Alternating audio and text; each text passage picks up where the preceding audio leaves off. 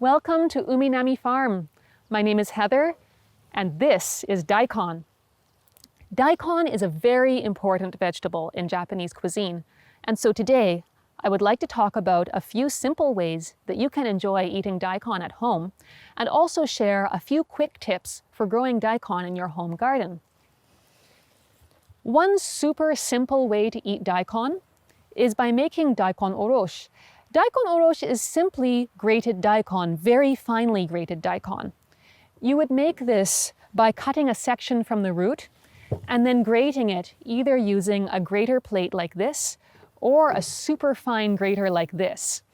You can find kitchen tools like this at Japanese stores such as Fujiya. Now this would be served typically with some kind of oily food, for example, mixed into the dipping sauce for tempura, or maybe served alongside an oily fish like mackerel that's been grilled.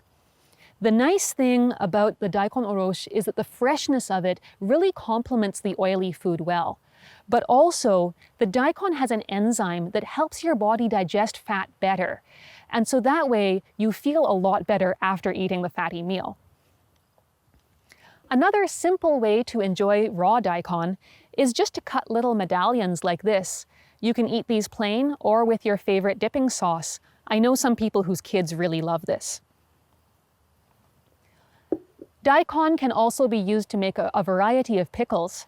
For example, this is a purple daikon variety that we use to make a kind of short-term pickle by mixing it with salt and then adding vinegar and putting it in the fridge for a while.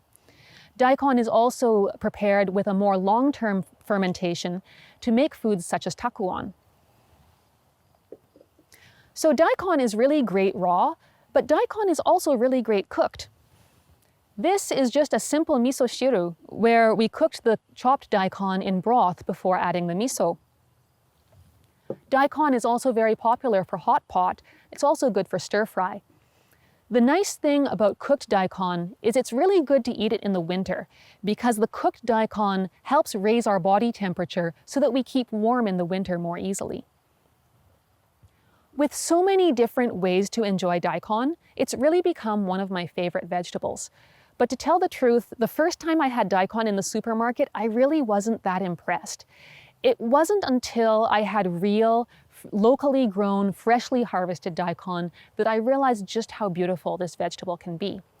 And so if you want, you can find our daikon at Fujiya, but you can also grow your own daikon in your own home garden. Now the thing with daikon is, it's a pretty big vegetable. The name literally means big root. And more than half of this big root is under the ground.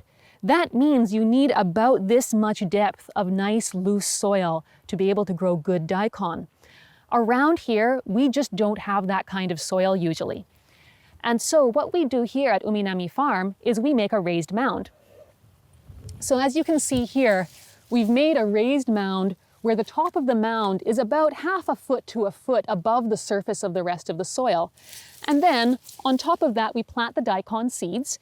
And as you can see, the daikon grows with about maybe a third of it above ground and 2/3 below ground. The other really important thing for growing daikon is you need to get the timing right. If you plant daikon first thing in the spring, when the air is still cold and the soil is still cold, the chances are your daikon is not going to grow well. The best time to plant daikon is June 21st to August 15th. If you plant in that window when the soil is nice and warm, especially in the later part of that window, like July through August, then you're likely to get really nice big roots. The nice thing with getting fresh daikon is you can also eat the leaves. These leaves can be eaten the same way you eat kale. There is so much more I could say about growing daikon and about eating daikon, so I invite you, if you would like to know more, you can reach us at uminamifarm@gmail.com. Thank you so much for joining today's presentation, and I hope you enjoy the rest of the cultural fair.